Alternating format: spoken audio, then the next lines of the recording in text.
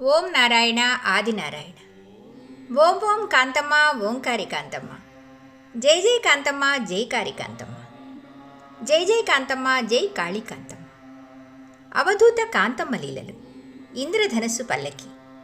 రచయిత శ్రీ యదనపర్తి విజయభాస్కర్ రెడ్డి గారు. గాత్రం గంటి రేవతి. సమర్పణ మండవ రవికాంత్. 76వ భాగం. ఈరోజు భాగంలో మనము సునీతమ్మ గారి అనుభవాలు మన కాంతమ్మ తల్లితో తెలుసుకుందాం. ఆశ్రమ నిర్వాహకులు తుంగా భాస్కర్ రెడ్డి పద్మల మనమరాలు సునీతమ్మ. ఆమె మనకిలా తెలియజేస్తున్నారు. మొట్టమొదట 1996వ సంవత్సరం అమ్మని నేను చూశాను. తుంగా భాస్కర్ రెడ్డి గారి ఇంటి వద్దకు కాంతమ్మ తల్లి వచ్చింది. కొంతమంది ఆమెను తీసుకువచ్చారు, మరికొందరు అమ్మతో ఉన్నారు.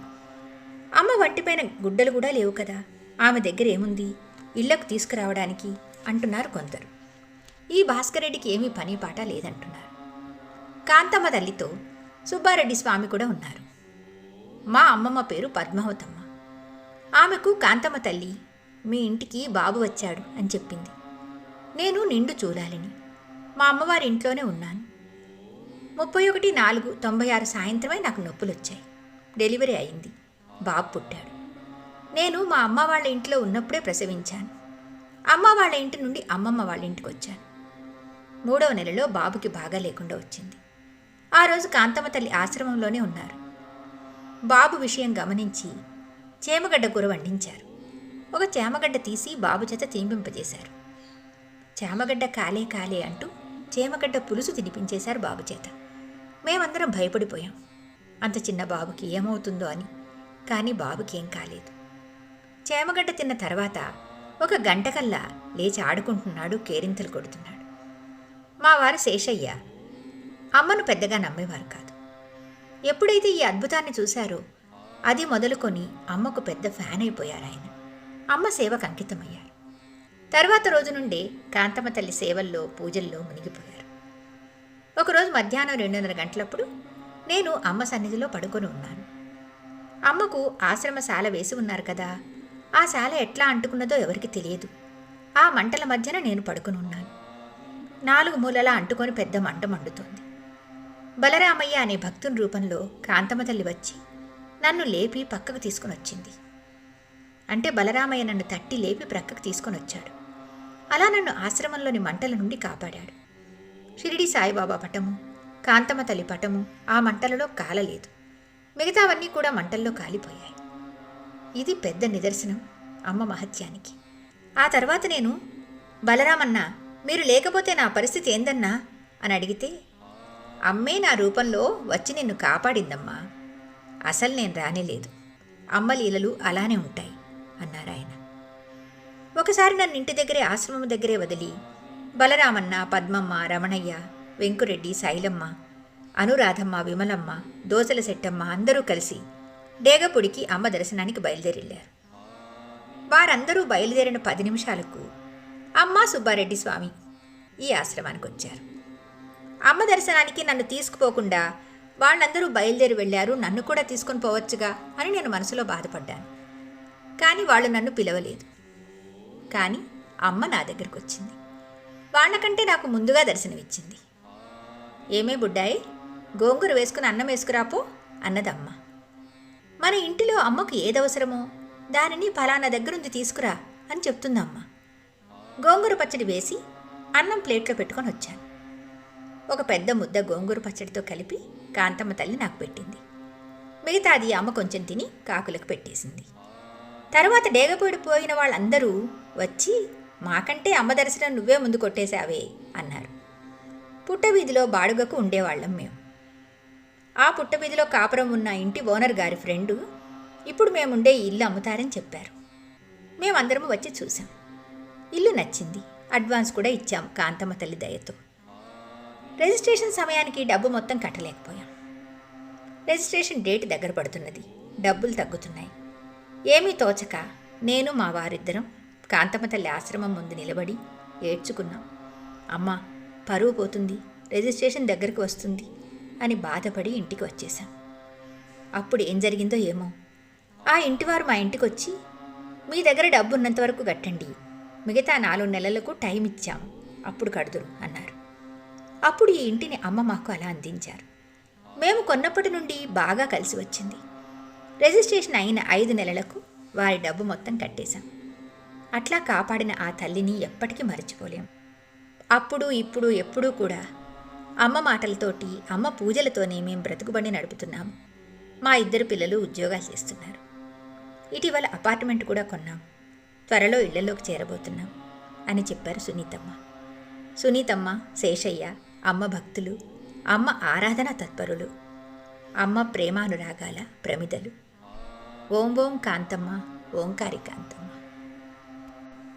ఇప్పుడు మనం గండవరం ప్రసన్న గారి అనుభవాలు కాంతమ్మ తల్లితో తెలుసుకుందాం. గండవరం ప్రసన్న, గండవరం సుధాకర్ రెడ్డి పుణ్య దంపతులు. వీరికి పిల్లలు లేరు. సుధాకర్ రెడ్డితో పెళ్ళైనప్పటి నుండి ప్రసన్నకు అన్ని కష్టాలే కలిగాయి. అమ్మ బాగా ఉన్నవారి తాలూకు 30 ఎకరాల మాగాణి ఉంది. గండవరం సుధాకర్ రెడ్డి ప్రసన్నను పెళ్లి చేసుకున్న తర్వాత సుధాకర్ రెడ్డి ఫ్యామిలీ బాగా దెబ్బతిన్నది. 1996లో గడ్డి కొని అట్టల ఫ్యాక్టరీలకు అమ్మే వ్యాపారం చేయసాగారు సుధాకర్ రెడ్డి. క్రమేణా అట్టల మిల్లులు మూతపేయబడసాగాయి. ప్లాస్టిక్ వాడకం పెరగడం, దాంతో ప్యాడ్స్ తయారయ్యాయి. ఏ వస్తువు చూచినా తక్కువ రేటుకు ప్లాస్టిక్లోనే దొరకసాగింది. ఇంకా గడ్డి కొనేవారే లేకపోయారు. ఎవరైనా కష్టం మీద తోలుకుంటే డబ్బును సదరంగా ఇచ్చేవారు కాదు. రైతుల దగ్గర గడ్డి తెస్తే డబ్బు కట్టి తేవాలి. ఫ్యాక్టరీలకు గడ్డి అప్పు తోలాలి. 10 మంది వ్యాపారస్తులు, 10 రకాల రేట్లు. నిజాయితీ తగ్గింది, మోసం పెరిగింది. ఒక్క మాటలో చెప్పాలంటే పోటీతత్వం పెరిగింది. సుధాకర్ రెడ్డి తట్టుకోలేకపోయారు. అప్పులు తెచ్చిన రైతులకు పొలాలమ్మి రైతులకు అప్పులు కట్టాల్సి వచ్చింది. చివరకు గడ్డి వ్యాపారం మానేశారు. వీరారెడ్డిపాళెం, విడవలూరు మండలం తలమనిషిగా వెళ్ళాడు. అక్కడ తలమనిషిగా చేయజాలక మరలా వచ్చి 98 నుండి మరలా గడ్డి వ్యాపారమే చేయసాగాడు. మరలా పాత కథే మొదలైంది. 99వ సంవత్సరం మార్చి నెలలో ఇల్లు వదిలి వెళ్ళిపోయారు. మేము వెతికి వెతికి ముగించుకున్నాం అన్నారు ఆమె. 1 నెల రోజులకు బసవాయపాళెం భాస్కర్ రెడ్డికి డేగపూడిలో కాంతమ్మ ఆశ్రమంలో కనపడ్డారు ఆయన. సుధాకర్ రెడ్డి భాస్కర్ రెడ్డికి, నేను డేగపూడిలో ఉన్నట్లు చెప్పొద్దు, నేనే కొద్ది రోజుల తర్వాత ఇంటికి వస్తాను అని చెప్పాడు. కానీ భాస్కర్ రెడ్డి ఆయన మాట వినక అనికేపల్లిలో మా ఇంటికి వచ్చి మాకు విషయం చెప్పాడు. తర్వాత నేను, మా వదిన నాగరత్నమ్మ, మా ఇంటిలో పనిచేసే అమ్మాయి అందరము బయలుదేరి డేగపూడి కాంతమ్మ తల్లి ఆశ్రమానికి పోయాం. అక్కడ సుధాకర్ రెడ్డిని కలిశాం. సుధాకర్ రెడ్డి నాగరత్నమ్మతో, నా కర్మ నేనేం చేసేది, నాకు మతిస్థిమితం కోల్పోయి రావాల్సి వచ్చింది అని బావురుమని ఏడవసాగారు. నన్నెవరూ ఏమీ అనలేదు, ప్రసన్నని ఇబ్బంది పెట్టాను అని బాధపడ్డాడు. ఇక చేసేది లేక ఇంటికి బయలుదేరదామన్నాను. కానీ దానికి ఆయన అంగీకరించలేదు. ఇద్దరము ఇక్కడే ఉందాం అని పట్టుబట్టాడు. నేను వెళ్ళి కాంతమ్మ తల్లి దగ్గర కూర్చున్నాను అని చెప్తున్నారు మనకి ప్రసన్న. అమ్మ కాంతమ్మ తల్లి దగ్గర గొల్లపల్లి వీరమ్మ కూర్చుని ఉంది. అమ్మ నన్ను చూసి తిడుతున్నది. వీరమ్మ, అమ్మ ఏం చేసింది తిడుతుండావమ్మా అని అడిగింది అమ్మని. అమ్మాయిని కాదే నేను తిట్టేది, అమ్మాయిలో ఉండే గ్రహాన్ని తిడుతున్నాను అన్నారు కాంతమ్మ తల్లి. బిడ్డకు పిల్లలు కూడా లేకుండా చేసిందే అది అని తిడుతోందమ్మ. అది మొదలుకొని కాంతమ్మ తల్లి ఆశ్రమంలోనే 6 నెలలు అమ్మ సన్నిధిలోనే ఉండిపోయాం. వెంకయ్య స్వామికి పూలు కోసి మాలలు కట్టేవాళ్ళం. ఆశ్రమం అంతా చిమ్మేవాళ్ళం. అమ్మకి కాళ్ళు వత్తేదాన్ని. వళ్ళు నొప్పులే ఎర్రపిల్ల అంటే వళ్ళు పట్టేదాన్ని నేను పోయిన తర్వాత ఖచ్చితంగా అక్కడ 6 నెలలు ఉన్నది అమ్మ. ఒకరోజు అందరం కూర్చొనున్నాం. నా నెత్తి మీద ఇసుక పోసి రుద్ది స్నానం చేయించింది. అమ్మ అలా నా కర్మలను తొలగించారని సుబ్బారెడ్డి స్వామి నాకు చెప్పారు. ఒకరోజు అమ్మ నా చీర మొత్తం లాగేసి పూర్తిగా విప్పేసింది. మా ఆయన నా మీదకి టవల్ విసిరేశారు. రావి చెట్టు దగ్గర రూమ్ చాటుకు వెళ్ళిపోయి టవల్ కట్టుకున్నాను. తర్వాత శాంతమ్మక్క చీరిస్తే కట్టుకున్నాను. ఒకసారి నిమ్మకాయ నీళ్ళు కలిపి మామయ్య కోడలికి నిమ్మకాయ నీళ్లు అని పోసింది. నన్ను పిచ్చిముండా అని పిలిచేది. ఆ రోజు నేను, అమ్మ, వీరమ్మ గురువారం అమ్మ ప్రక్కనే పడుకుని మాట్లాడుకుంటున్నాం. అది 2/9/1999. ఆ రాత్రి 10:30 గంటలప్పుడు మంచినీళ్ళు కావాలంది అమ్మ. శాంతక్కని అడిగి మంచినీళ్ళు తెచ్చిచ్చాను. కొద్దిగా కింద చల్లి మిగతా మంచినీళ్లు పక్కన పెట్టుకున్నదమ్మ. తర్వాత కొద్దిసేపటికి నీళ్లు తాగి ఖాళీ గ్లాసు సుబ్బారెడ్డి స్వామిని పిలిచి ఆ గ్లాసు సుబ్బారెడ్డి స్వామి వారికి ఇచ్చింది. ఆ రాత్రి చాటుకుపోయిన తర్వాత అమ్మకు సంబంధించిన కార్యక్రమాలన్నీ పూర్తయిన తర్వాత మేము అనికేపల్లికి వచ్చాం. తర్వాత మా వారికి ఒళ్ళు బాగలేకుండా వచ్చింది. మంచంలో పడ్డారు. అందుకని ఆయన సేవతోనే సరిపోయింది నాకు. అమ్మను దూరం చేసుకున్నాను క్రమంగా. ఈరోజు ఆ అమ్మ ఇచ్చిన ధైర్యంతోనే ఒంటరిగా ఒక్కదానిని గుడ్డలు కుడతాను, పిండి బిల్లు వేస్తాను. ఒక రూమ్ బాడుగకిచ్చాను. పింఛన్ వస్తుంది 3,000 రూపాయలు. వాటితో అమ్మ తోడుతో బ్రతుకు జీవనయానం చేస్తున్నాను అని బాధగా తలుచుకున్నారు ప్రసన్నమ్మ. ఓం ఓం కాంతమ్మ, ఓంకారి కాంతమ్మ.